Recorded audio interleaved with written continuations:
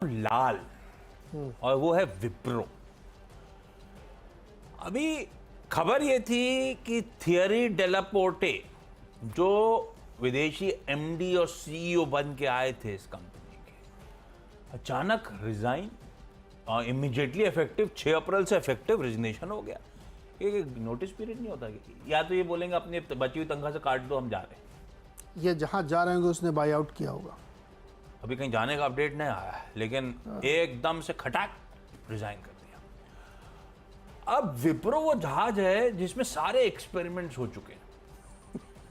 1 pilot, 2 pilot, विदेशी pilot, देसी pilot, जहाज उड़ नहीं रहा है।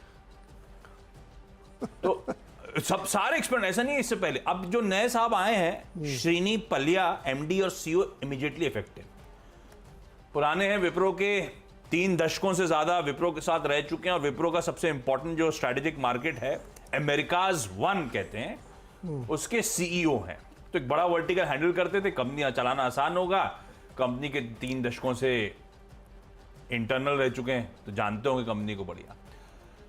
पर इससे पहले जो डबल सीईओ बने थे, सिंगल सीईओ बने थे, सब कंपनी से अंदर से आए थे। तो ठीक है, I am not saying Srini ji, एक स्मूथ ट्रांजिशन तो हो ही जाएगा। ऐसा तो नहीं कोई एक शेर है कि रोज शीशे देख रहे थे और धूल साफ कर रहे थे, शीशे की धूल चेहरे पे थी। एमडीसी बदल बदल के देख रहे, कंपनी नहीं ठीक कर रहे अपनी। पता नहीं, तो अब तक सारे एक्सपेरिमेंट कर लिए विप्रो ने, और कंपनी अब ठीक कर नहीं रही। क्या मतलब? अपने 4-5 जो निफ्टी 50 के ही पीयर्स, बाकी तो छोड़ देते हैं, उन सबसे रैंक अंडर परफॉर्मर है। Almost no growth quarters deliver करती है। आपको याद होगा -1% से +1% अगले क्वार्टर की गाइडेंस, उसके मिड पॉइंट पे ही रीच कर पाते थे, कभी बीट नहीं कर पा रहे थे। एक आध बार थियरी साहब जब आए थे तो एक क्वार्टर में चमक ही थे, उसके बाद लगा था बदल गया सब कुछ, और अचानक नंबर से जस्ट पहले क्यों थियरी साहब रिजाइन कर गए। अब आप इफ विशेस वर हॉर्सेस, कोई नए सीईओ आ रहे हैं तो अच्छी खबर है भाई, इनसे नहीं चल रहा तो शायद उससे चल जाए, पर अजम्पशन पे चल रहे हैं हम लोग कि 3 दशकों से हैं, बड़ा वर्टिकल संभालते हैं, तो आसानी समझ जाए मेरे लिए।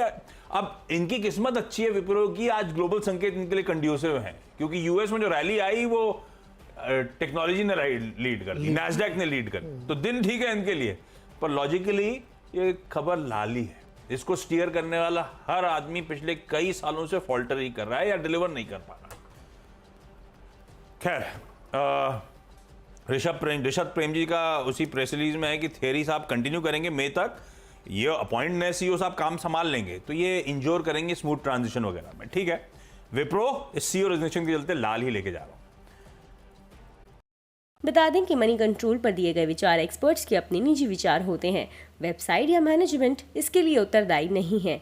यूजर्स को मनी कंट्रोल की सलाह है कि कोई भी निवेश निर्णय लेने से पहले सर्टिफाइड एक्सपर्ट की सलाह लें।